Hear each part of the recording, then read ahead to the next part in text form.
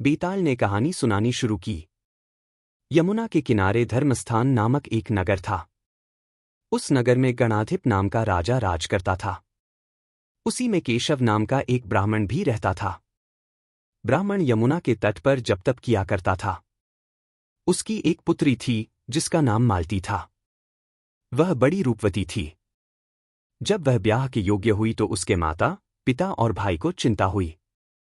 संयोग से एक दिन जब ब्राह्मण अपने किसी यजमान की बारात में गया था और भाई पढ़ने गया था, तभी उनके घर में एक ब्राह्मण का लड़का आया। लड़की की मां ने उसके रूप और गुणों को देखकर उससे कहा कि मैं तुमसे अपनी लड़की का ब्याह करूंगी। होनहार की बात कि उधर ब्राह्मण पिता को भी एक दूसरा लड़का मिल गया और उसने उस लड़के को भी यही वचन दे दिया। उधर ब्राह्मण का लड़का जहां पढ़ने गया था, वहां वह एक लड़के से यही वादा कर आया। कुछ समय बाद बाप बेटे घर में इकट्ठे हुए तो देखते क्या है कि वहां एक तीसरा लड़का और मौजूद है। दो उनके साथ आए थे। अब क्या हो? ब्राह्मण, उसका लड़का और ब्राह्मणी बड़े सोच में पड़े।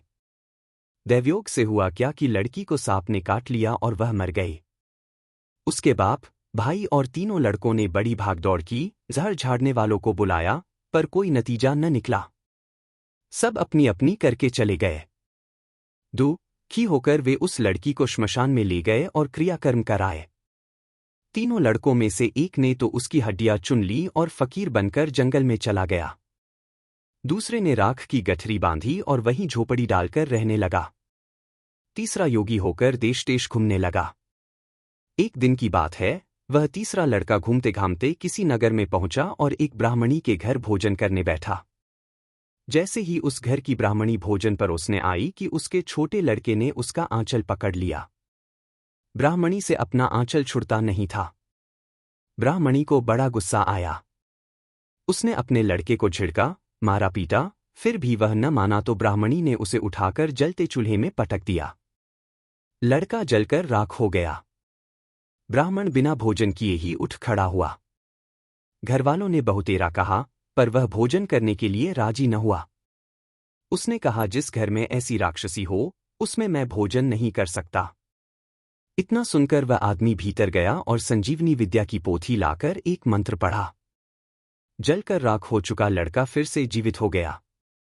यह देखकर ब्राह्मण सोचने लगा कि अगर यह पोथी मेरे हाथ पड़ जाए तो मैं भी उस लड़की को फिर से जिला सकता हूं।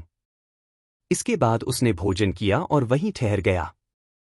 जब रात को सब खा पी कर सो गए तो वह ब्राह्मण चुपचाप वह पोथी लेकर चल दिया।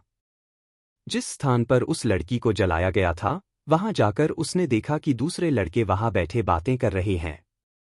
इस ब्राह्मण के यह कहने पर कि उसे संजीवनी विद्या की पोथी मिल गई है और वह मंत्र पढ़कर लड़की को जिला सकता है, उन दोनों ने हड्डियां और राख निकाली। ब्राह्मण ने जैसे ही मंत्र पढ़ा, वह लड़की जी उठी। अब तीनों उसके पीछे आपस में झगड़ने लगे। इतना कहकर बेताल बोला, राजा, बताओ कि वह लड़की किसकी स्त्री होनी चाहिए। राजा ने जवाब दिया, जो वहां कुटिया बनाकर रहा, उसकी। बेताल ने पूछा, क्यों? राजा बोला, जिसने हड्डियां रखीं, वह तो उसके बेटे के बराबर हुआ। जिसने विद्या सीखकर जीवनदान दिया, वह बाप के बराबर हुआ। जो राख लेकर रमा रहा, वही उसकी हकदार है।